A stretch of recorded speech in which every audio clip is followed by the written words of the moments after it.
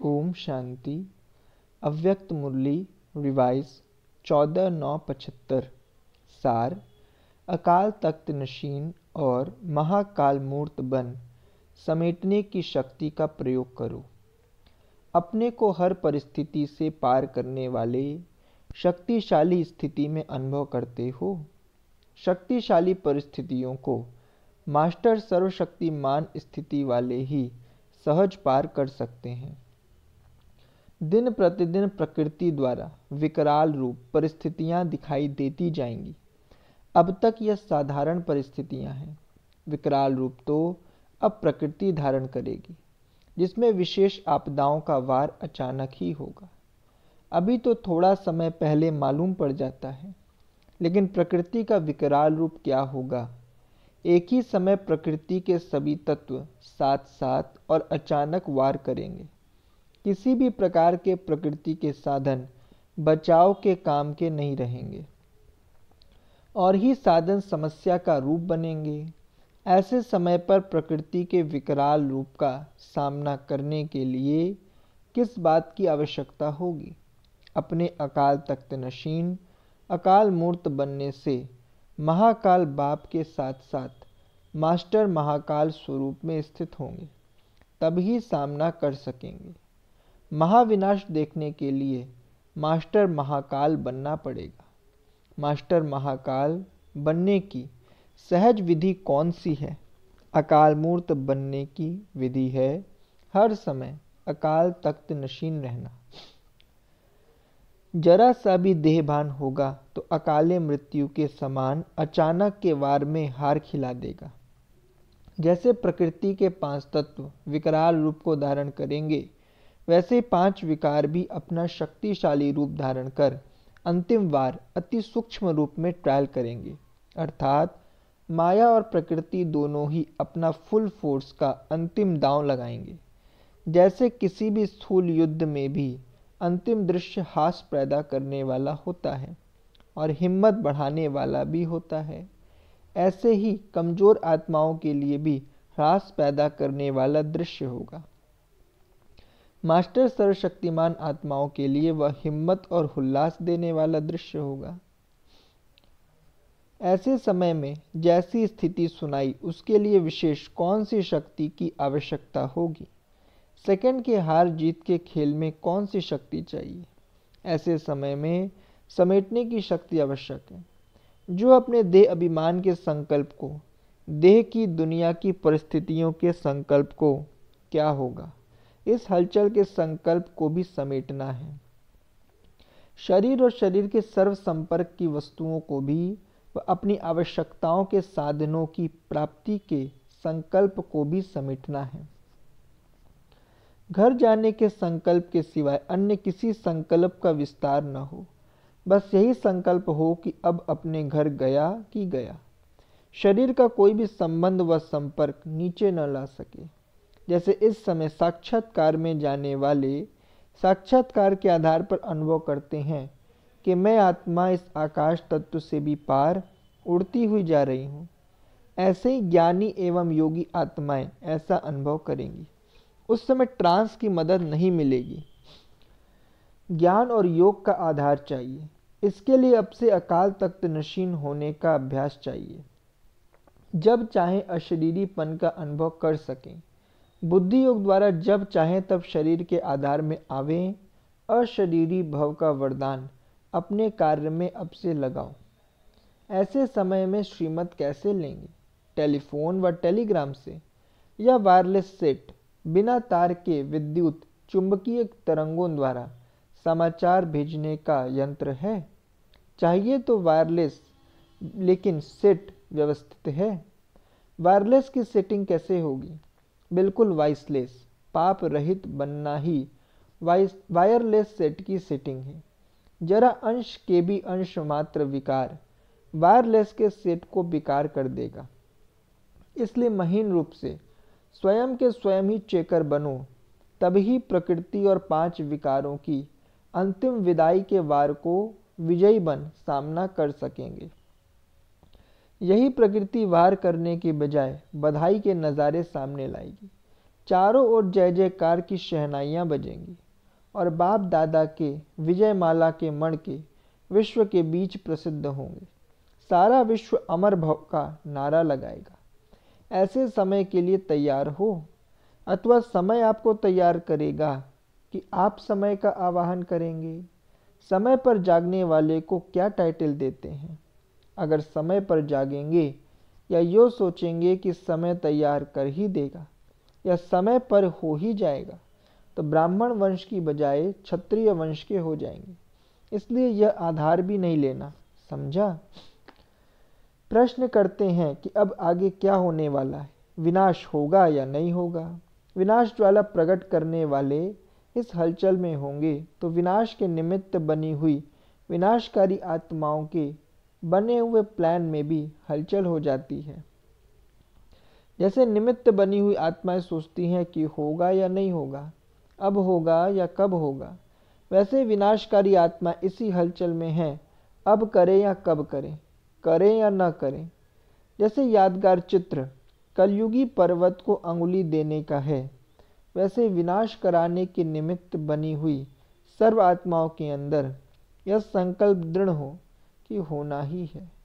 यह संकल्प रूपी अंगुली जब तक सभी की नहीं हुई, तब तक विनाश का कार्य भी रुका हुआ है। इसी अंगुली से ही कलयुगी पर्वत खत्म होने वाला है। अच्छा, ऐसे विकराल रूप को मास्टर महाकाल स्थिति से सामना करने वाले, सदा अकाल तख्त नशीन प्रकृति को अधीन करने वाले, पाप की सर्व प्राप्ति के अधिकारी बच्चों को बाप दादा का याद प्यार और नमस्ते। बच्चों की तरफ से भी बाबा को नमस्ते। दूसरी मुरली रिवाइज 18/9/75। सार, माया के चक्करों से परे सुदर्शन चक्रधारी ही भविष्य में छत्रधारी। आज बाप दादा सब ब्राह्मण बच्चों के वर्तमान और भविष्य दोनों को देख हर्षित हो रहे हैं। हर एक सुदर्शन चक्रधारी सो छत्रधारी है, वर्तमान चक्रधारी और भविष्य में छत्रधारी। चक्रधारी नहीं तो छत्रधारी भी नहीं। जिन बच्चों का इस संगम युग का यह थोड़ा सा अमूल्य समय निरंतर सदा काल चक्र चलता रहता है, अर्थात अविनाशी चक्रधारी हैं, वही आत्माएं सदाकाल छत्रधारी बन सकती हैं। चक्रधारी बनने वाली आत्मा सदा माया अधिकारी होगी। माया अधिकारी आत्माएं ही बाप के बेहद वर्षे की अधिकारी बनती हैं, अर्थात सुदर्शन चक्रधारी सो छत्रधारी बनती हैं। सदैव चक्र और छत्र दिखाई देता है। चक्रधारी आत्मा की निशानी क्या दिखाई देगी? अपनी निशानी आप सबने देखी है। चक्रधारी अब भी लाइट के छत्रधारी दिखाई देंगे। चक्र की निशानी लाइट का चक्र दिखाई देगा। ऐसा चक्रधारी सदैव माया के अनेक प्रकार के चक्रों से मुक्त होगा। जैसे अपनी देह की स्मृति के अनेक व्यर्थ संकल्पों के चक्र से, लौकिक और अलौकिक संबंधों के चक्र से, अपने अनेक जन्मों के स्वभाव और संस्कारों के चक्र से और प्रकृति के अनेक प्रकार की आकर्षण के चक्र से वह सदैव मुक्त होगा। सिवाय सुदर्शन चक्र के वह और कोई चक्र में आ नहीं सकेगा।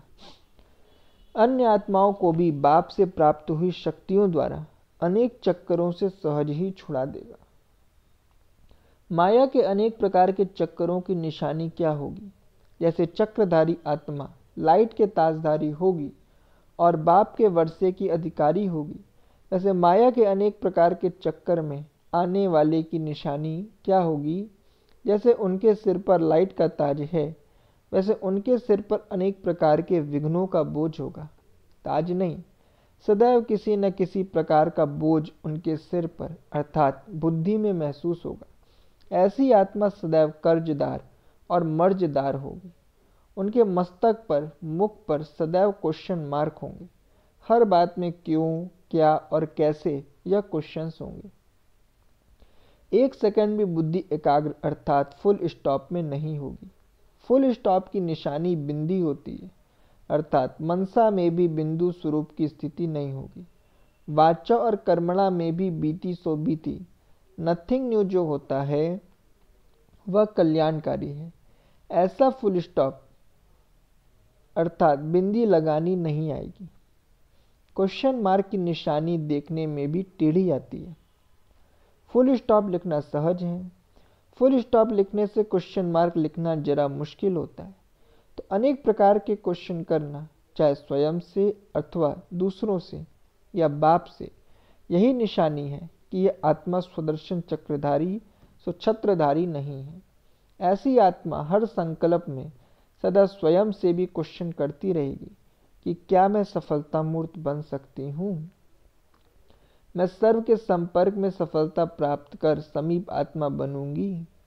मैं सर्व के स्वभाव संस्कारों में चल सकूंगी, सर्व को संतुष्ट कर सकूंगी। ऐसे अनेक प्रकार के क्वेश्चन स्वयं के प्रति भी होंगे और अन्य के प्रति भी होंगे।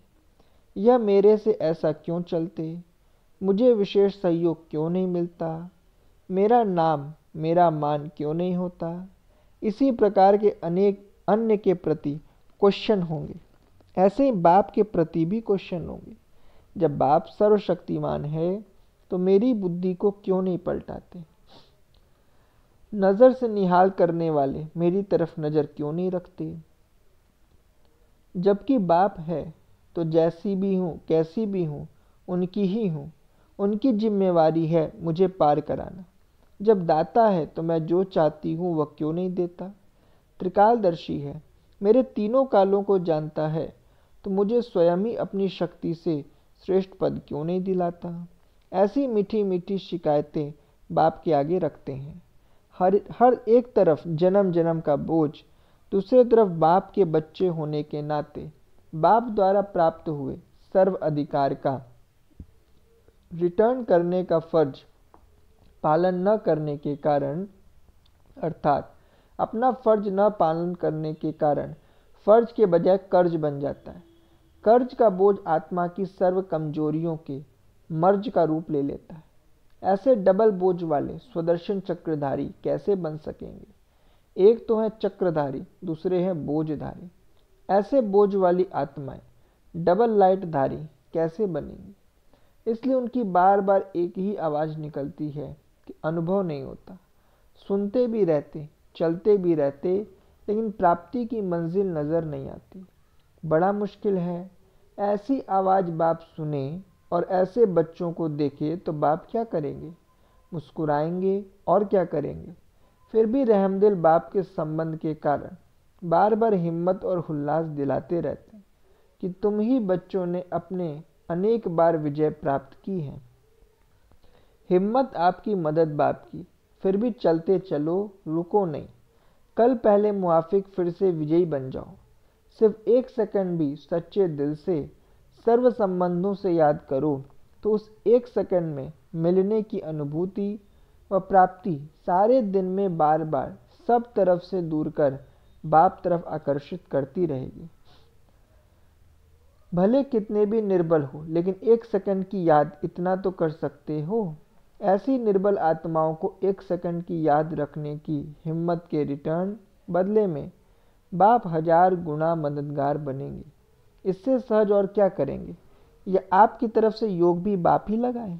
नाजुक बच्चे हैं ना, नाजुक बच्चे बाप से भी नाज करते हैं। इसलिए नाज युक्त नहीं बनो, लेकिन राज युक्त और युक्ति युक्त बनो। समझा। अच्छा, ऐसे चक्रधारी छत्रधारी, स्वयं को और सबको निर्बल से महाबलवान बनाने वाले, सर्व कमजोरियों की सेकंड में संकल्प में बलि देने वाले, ऐसे महाबलि चढ़ाने वाले महाबलवान अर्थात मास्टर सर्व शक्तियों को शस्त्र समान कर्तव्य में लाने वाले, ऐसे कर्म योगी सहज योगी आत्माओं के प्रति बाप दादा का याद प्यार और नमस्ते। बच्चों की तरफ से भी बाबा को नमस्ते। वरदान: विश्व से अंधकार को मिटाकर रोशनी देने वाले मास्टर ज्ञान सूर्य भव। स्पष्टीकरण: मास्टर ज्ञान सूर्य वह है जो विश्व से अंधकार को मिटाकर रोशनी देने वाले, वह स्वयं भी प्रकाश स्वरूप लाइट माइट रूप हैं और दूसरों को भी लाइट माइट देने वाले। जहाँ सदा रोशनी होती है वहाँ अंधकार का सवाल ही नहीं, अंधकार हो ही नहीं सकता। जो विश्व को रोशनी देने वाले हैं वह स्वयं अंधकार में नहीं रह सकते। संपूर्ण पवित्रता अर्थात रोशनी। उनके पास अंधकार अर्थात विकारों का अंश भी नहीं रह सकता। स्लोगन: स्वभाव संस्कार, संबंध संपर्क में लाइट रहना ही मिलनसार बनना है। स्वभाव संस्कार, संबंध संपर्क में लाइट रहना ही मिलनसार बनना है। अच्छा, ओम शांति।